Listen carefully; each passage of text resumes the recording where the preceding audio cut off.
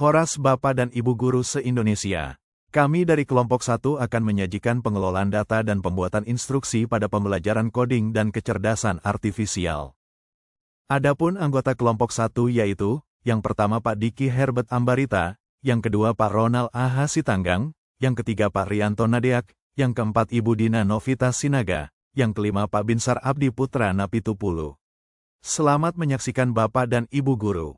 Aktivitas 1. Mengidentifikasi data yang diperlukan. Tujuan, peserta pelatihan belajar memecah masalah besar menjadi bagian kecil yang lebih mudah diselesaikan.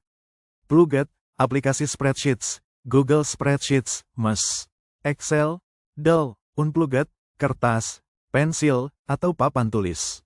Langkah-langkah. 1. Identifikasi data yang diperlukan. Contoh, tanggal, waktu keberangkatan, jarak, km, m, cm, waktu tempuh, jam, menit, detik, jenis jalan, kondisi lalu lintas, cuaca. 2. Sumber data yang dapat kita gunakan adalah GPS tracking, aplikasi navigasi, Google Maps, Waze, data historis perjalanan, survei waktu tempuh, sensor lalu lintas dan periode pengumpulan data yaitu hari kerja vs akhir pekan, jam sibuk vs non-sibuk, musim, kondisi cuaca tertentu. 3. Contoh data dapat diperhatikan pada slide ini yang dimana data ini diambil pada link yang diberikan pada saat pelatihan KKA. Aktivitas 2. Pembersihan dan validasi data. Tujuan, peserta pelatihan belajar pengelompokan data dan pembersihan data. Pluget, aplikasi spreadsheets, Google Spreadsheets, MS, Excel, Unplugged, kertas, pensil, atau papan tulis. Langkah-langkah. 1. Periksa kelengkapan data dengan mengidentifikasi data yang hilang, validasi data untuk memastikan semua variabel tercatat dengan benar. 2. Selanjutnya, kita harus melakukan deteksi dan penanganan outlier dengan cara mengidentifikasi nilai yang tidak masuk akal, contoh, waktu tempuh, terlalu cepat atau terlalu lambat, pemeriksaan kesalahan pencatatan jarak, DEL. 3. Tahap terakhir adalah menyamakan satuan pengukuran, di mana kita perlu mengkonversi semua jarak ke satuan yang sama, misalnya dalam satuan kilometer, menyeragamkan format waktu, misalnya dalam satuan menit, dan menyeragamkan satuan kecepatan, misalnya dalam satuan kilometer per jam, dengan memberikan label kecepatan valid atau tidak, serta mengevaluasi apakah outlier tersebut merupakan anomali nyata atau hanya kesalahan data. Aktivitas 3. Klasifikasi dan pengelompokan. Tujuan, peserta didik belajar klasifikasi dan mengelompokkan data berdasarkan beberapa kategori. Pluget, aplikasi spreadsheet, Google Sheets, MS, Excel, Unplugged, kertas, pensil, atau papan tulis. Langkah-langkah. 1.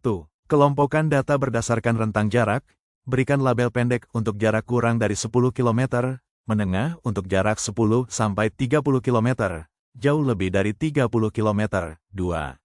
Kelompokkan data berdasarkan waktu perjalanan, berikan label pagi, siang, sore, dan malam. 3.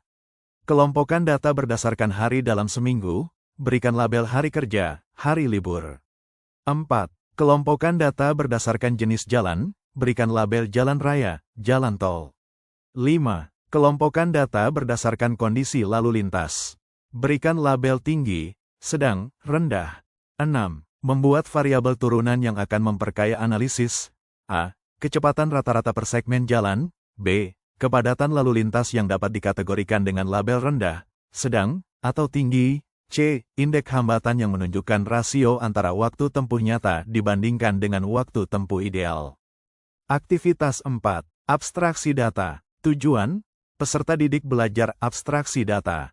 Pluget, aplikasi spreadsheet, Google Sheets, MS, Excel, Unplugged, kertas, pensil, atau papan tulis. Langkah-langkah. Tahap abstraksi dapat kita melakukan perhitungan statistik dasar seperti waktu tempuh rata-rata PER/KILOMETER, kecepatan rata-rata berdasarkan kategori jalan, dan distribusi waktu tempuh.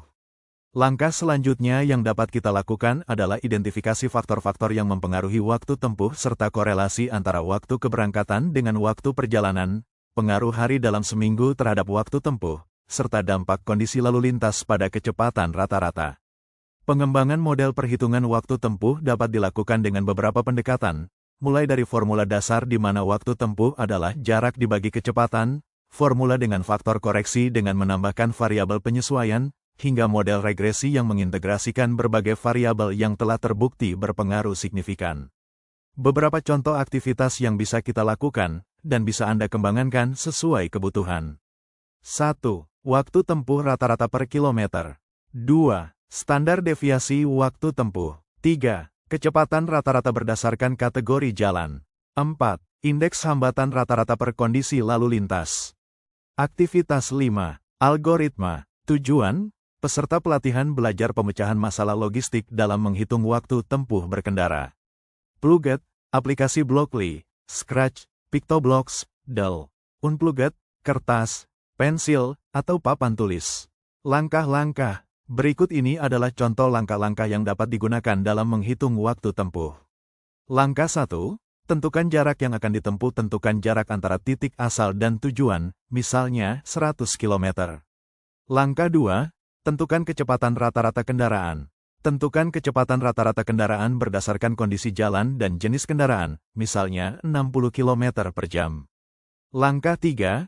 Hitung waktu tempuh dasar. Gunakan rumus dasar. Waktu tempuh sama dengan jarak, kecepatan rata-rata.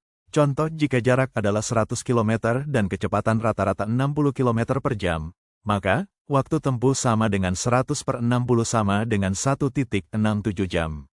Langkah 4. Tambahkan waktu ekstra sebagai faktor eksternal. Mempertimbangkan faktor seperti kemacetan atau cuaca buruk. Misalnya, jika perjalanan diperkirakan melalui daerah yang padat pada jam sibuk, tambah waktu tempuh sebesar 30 menit.